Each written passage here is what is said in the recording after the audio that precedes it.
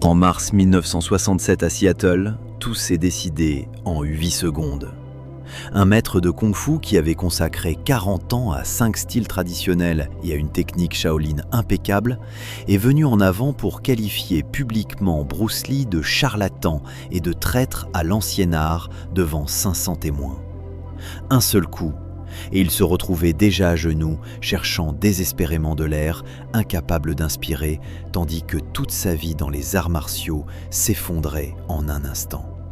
40 ans d'une discipline de fer anéantie par le mouvement de la main d'un jeune homme de 26 ans, pesant à peine plus de 60 kilos. Comment cela a-t-il été possible ? Personne dans la salle ne comprenait encore que le vrai affrontement allait commencer. Mais revenons quelques heures en arrière, dans cette journée humide de mars où tout a commencé. Seattle, Washington, seconde moitié des années 60. Les arts martiaux en Amérique vivaient encore selon les anciennes règles chinoises, école secrète, porte close, secret de famille.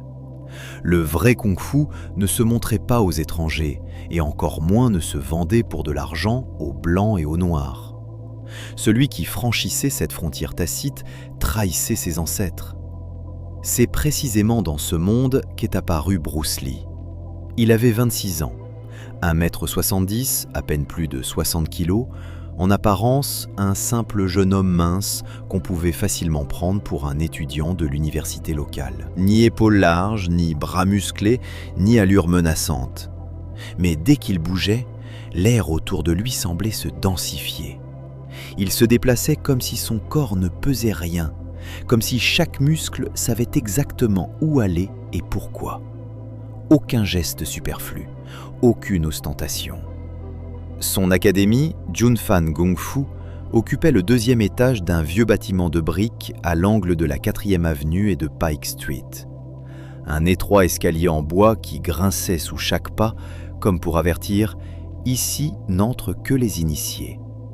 Une porte simple sur laquelle une pancarte peinte à la main en lettres noires sur fond blanc, aucun dragon doré, aucun idéogramme mystique. Seulement le nom, et cela suffisait. À l'intérieur, l'espace était étroit. La salle prévue pour 200 personnes en accueillait aujourd'hui 500. Les gens étaient assis par terre, debout contre les murs, perchés sur les appuis de fenêtres. L'air était lourd, imprégné de l'odeur du liniment dont Bruce enduisait toujours ses phalanges avant l'entraînement. Les fenêtres étaient embuées. 2 d'entre elles étaient entr'ouvertes, mais cela changeait à peine la donne. La salle s'était transformée en véritable étuve. Bruce se tenait devant, vêtu d'une simple tenue d'entraînement noire et d'un t-shirt blanc, tous deux trempés de sueur. Pieds nus.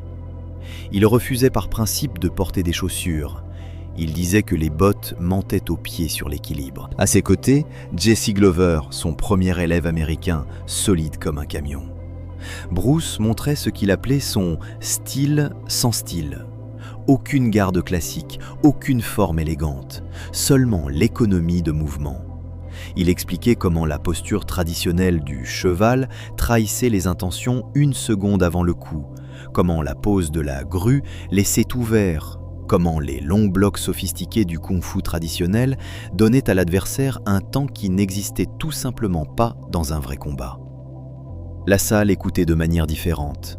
La moitié, ses élèves, ceux qui s'entraînaient avec lui depuis des mois et des années. Ils hochaient la tête, prenaient des notes, captaient chaque mot. L'autre moitié, les sceptiques, les traditionalistes, ceux qui étaient venus vérifier les rumeurs. Un jeune Chinois qui enseignait à tout le monde, qui disait que les anciennes formes étaient dépassées, qui vendait un kung-fu simplifié aux Américains. Pour eux, il était un dangereux hérétique, un homme qui avait pris le sacré et l'avait mis en vente. C'est précisément là que résidait l'enjeu principal de Bruce. Il ne voulait pas simplement enseigner, il voulait briser l'ancien système. Prouver que les arts martiaux devaient fonctionner ici et maintenant, dans la rue et non dans une salle de démonstration. Que l'important n'était pas la beauté de la forme, mais ce qui se passait quand quelqu'un essayait vraiment de te tuer. Il voulait libérer le kung-fu du poids mort des traditions créées des centaines d'années plus tôt dans un monde complètement différent. C'est pour cela que la confrontation était inévitable. Les traditionalistes voyaient en lui une menace. S'il avait raison, alors toutes leurs années, tous leurs maîtres, tous leurs rituels et leurs longues séquences de formes étaient inutiles. Et s'il avait tort, alors il n'était qu'un acteur de plus qui s'était enrichi grâce à la mode des arts martiaux orientaux. Bruce, lui, se tenait pieds nus sur le plancher en bois, les bras détendus le long du corps et continuait calmement son explication. Il ne discutait pas, il montrait simplement. Et chaque geste disait plus clairement que n'importe quel mot, voilà comment on peut faire plus vite, plus propre, plus dur, sans superflu, sans fioriture, seulement ce qui marche. Personne dans la salle ne savait encore que, dans quelques minutes, l'un de ces traditionalistes allait franchir la porte et exiger une preuve ici et maintenant. Et que toute cette théorie que Bruce exposait depuis 40 minutes allait être vérifiée par un seul coup. Bruce se tenait pieds nus au centre de la salle et continuait à décortiquer les formes traditionnelles comme s'il s'agissait non pas d'un héritage sacré, mais d'un outil obsolète. À ses côtés, Jesse Glover adoptait la posture classique du cheval, et Bruce, d'un léger mouvement, montra comment elle trahissait les intentions une seconde avant le coup. Sa paume s'arrêta à 1 centimètre de la poitrine de son élève, et la salle n'entendit que le claquement de l'air. Il montra la pose de la grue et contourna aussitôt le bloc par un court mouvement des hanches, tout cela en moins d'1 seconde. La sueur coulait sur les tempes de Jesse, même s'il bougeait à peine. La salle écoutait de manière différente. Les élèves de Bruce hochaient la tête et prenaient des notes, tandis que les traditionalistes fronçaient de plus en plus les sourcils. L'air était devenu épais, chargé de l'odeur du liniment et de la sueur de 500 personnes. Les fenêtres étaient embuées et le plancher en bois grinçait sous chaque pas. Bruce parlait depuis 40 minutes et à chaque nouvel exemple, la tension montait. Il ne discutait pas, il montrait simplement comment faire plus vite, plus propre et plus dur. Sans formes inutiles, sans rituel, seulement ce qui fonctionnait quand on venait vraiment te tuer. La porte au fond de la salle grinça soudain violemment, comme un couteau sur du verre. Les 500 têtes se tournèrent en même temps. Dans l'embrasure apparut le maître Chen, grand, vêtu d'un coûteux costume noir brodé de dragons dorés, cheveux en nattes traditionnelles, visage comme taillé dans la pierre. Il entra et remonta l'allée centrale d'un pas lent et lourd, chaque foulée résonnant sur le plancher en bois. Les étudiants s'écartèrent instinctivement pour lui laisser le passage. Bruce se tut et resta simplement debout, les bras détendus, la respiration régulière. Le maître Chen s'arrêta à 3 mètres, le regarda de la tête aux pieds et esquissa un sourire méprisant. Le silence devint absolu. Il parla d'abord en cantonais, puis passa à un anglais rude pour que tout le monde entende. Bruce était un imposteur qui vendait un kung-fu dilué aux étrangers et déshonorait ses ancêtres. Les mots restèrent suspendus dans l'air comme de la fumée. Les élèves de Bruce se tendirent, les poings serrés. Les traditionalistes dans la salle hochèrent discrètement la tête. Bruce ne bougea pas. Il demanda calmement « Comment t'appelles-tu » Le maître Chen se redressa et se présenta. Héritier direct de Shaolin, 40 ans d'entraînement, 5 styles complets. Il regardait Bruce de haut, même si leur taille était presque identique. Bruce hocha la tête et posa la deuxième question. « Pourquoi es-tu venu » Le maître Chen sourit plus largement et s'adressa à toute la salle. Il était venu montrer que Bruce était un menteur et mettre fin à cette farce ici même, devant tout le monde. La salle se figea. L'air devint lourd, comme avant l'orage. Bruce fit un minuscule pas en avant et demanda « Tu veux te battre ?» Le maître Chen n'hésita pas une seconde. « Oui, maintenant, selon les anciennes règles, jusqu'au premier sang ou jusqu'à ce que l'un abandonne. Et quand tu perdras, tu fermeras ton école, tu t'excuseras et tu reconnaîtras que tu es une imposture. » Le silence devint assourdissant. 500 paires-d'yeux étaient rivés au centre de la salle. Bruce laissa passer une pause et hocha la tête. « D'accord, mais une seule condition, un seul coup, une seule technique. Je vais te montrer ce que je fais, Si tu arrives à l'arrêter, je ferme l'école. Sinon, tu pars et tu ne reviens plus jamais. » Le maître Chen éclata d'un rire fort et assuré. Un seul coup contre 40 ans? C'était presque insultant de facilité. Les étudiants reculèrent rapidement vers les murs, libérant un cercle d'environ 6 mètres de diamètre. Le plancher en bois au centre apparut nu. Le maître Chen enleva sa veste de soie. Dessous, un t-shirt noir sans manches, les bras couverts de vieilles cicatrices et de nœuds de muscles. Il adopta la posture parfaite du cheval, les mains en position de grue, une forme impeccable, comme sur les anciens rouleaux. Bruce n'adopta aucune garde. Il resta simplement debout, les pieds à largeur d'épaule, les bras détendus, le visage calme. Cette décontraction irrita le maître Chen plus que n'importe quelle parole. Bruce annonça « Je vais porter un seul coup direct au plexus solaire. Défends-toi comme tu veux, avec n'importe quel style.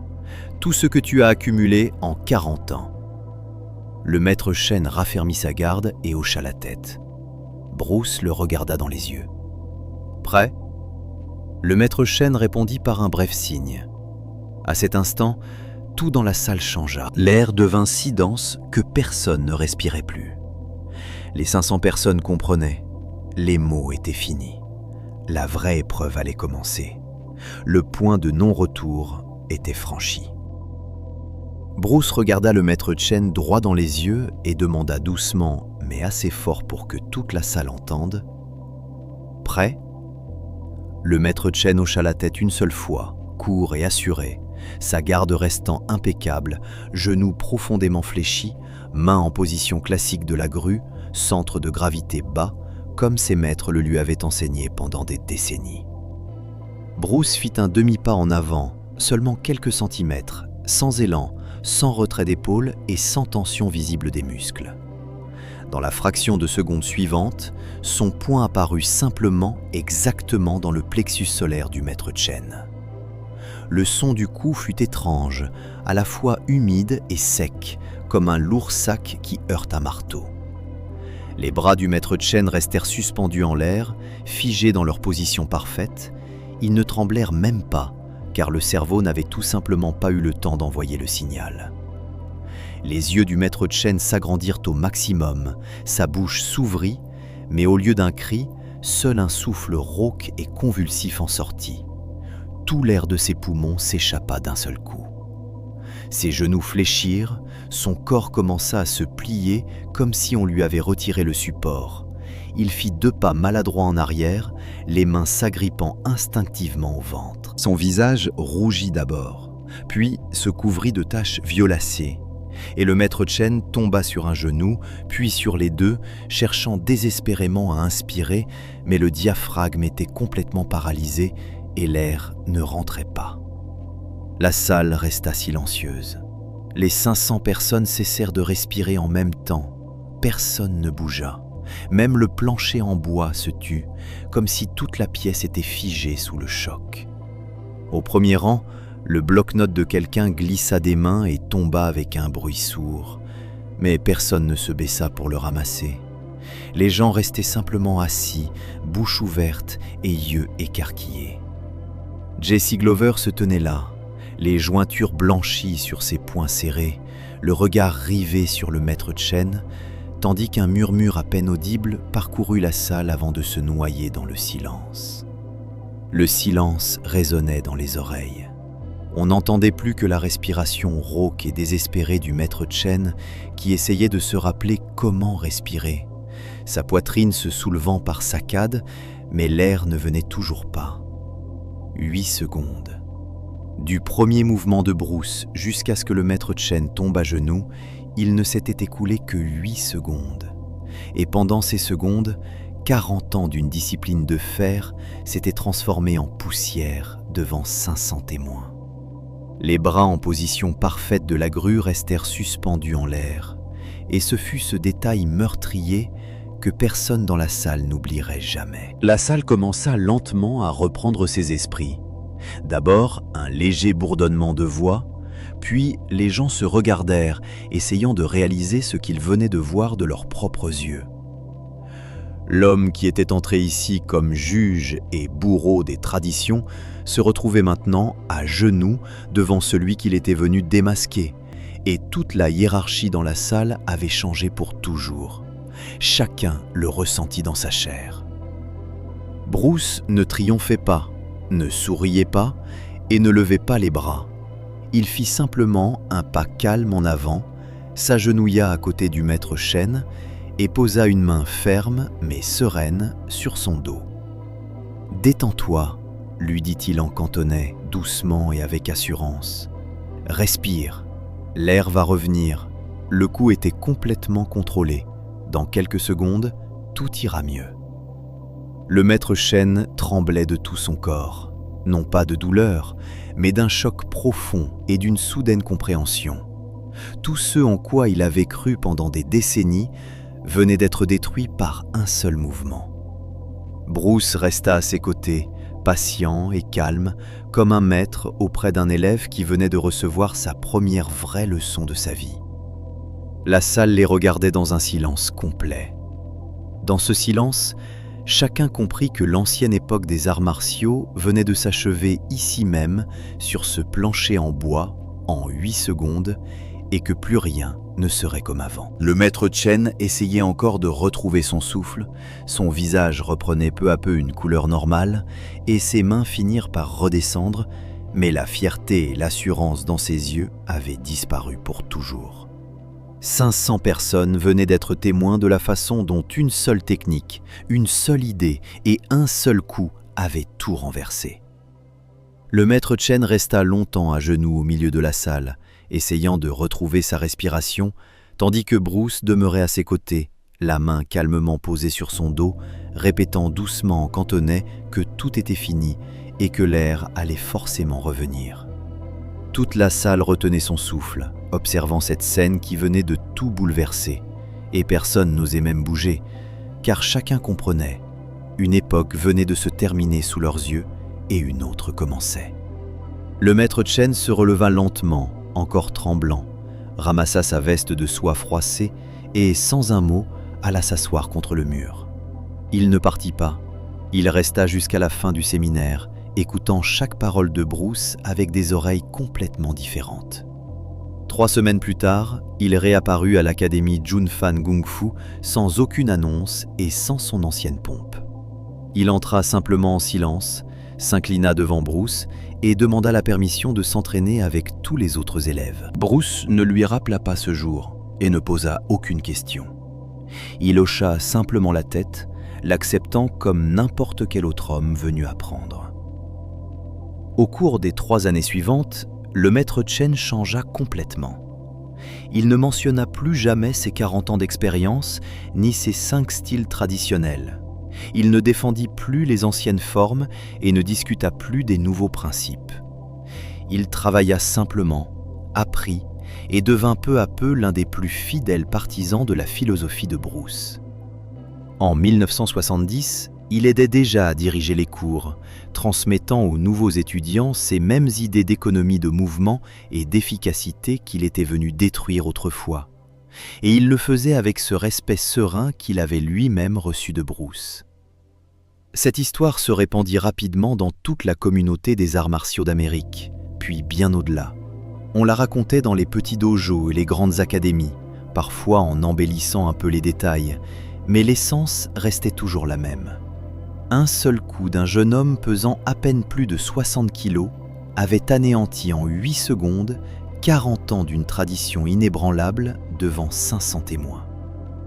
De nombreux maîtres traditionnels commencèrent à remettre en question leurs méthodes, et les élèves posèrent des questions à leurs enseignants, réclamant non plus seulement de belles formes, mais ce qui fonctionnait vraiment dans un vrai combat. Le monde des arts martiaux commença à changer lentement, mais de manière irréversible. Les frontières entre les nôtres et les autres s'effacèrent. Les anciens rituels cédèrent la place à l'efficacité pratique et l'idée du « style sans style » de Bruce Lee se propagea de plus en plus largement, changeant l'approche de milliers de personnes à travers le monde et transformant les arts martiaux d'un héritage fermé en un savoir vivant et ouvert. Bruce, lui, ne parla jamais publiquement de cet incident et ne l'utilisa jamais pour se mettre en avant. Quand ses élèves lui demandaient à propos de ce jour, il répondait simplement à voix basse que n'importe qui pouvait se battre, mais que faire en sorte qu'un homme, après une défaite, veuille encore apprendre, voilà le vrai maître qui restait avec toi bien plus longtemps que n'importe quelle victoire. Le maître Chen, des années plus tard, lors d'une conversation avec un journaliste, évoqua ce jour de mars et déclara que Bruce ne l'avait pas vaincu par le coup, mais par la manière calme dont il l'avait aidé à se relever, dont il avait parlé sans mépris et dont il lui avait ouvert la porte de l'apprentissage au lieu d'achever définitivement sa fierté. 8 secondes dans une salle humide de mars à Seattle, qui avait autrefois détruit 40 ans de discipline de fer d'un maître, ont désormais changé pour toujours le monde entier des arts martiaux et continuent de vivre en chacun qui choisit l'efficacité plutôt que la tradition aveugle.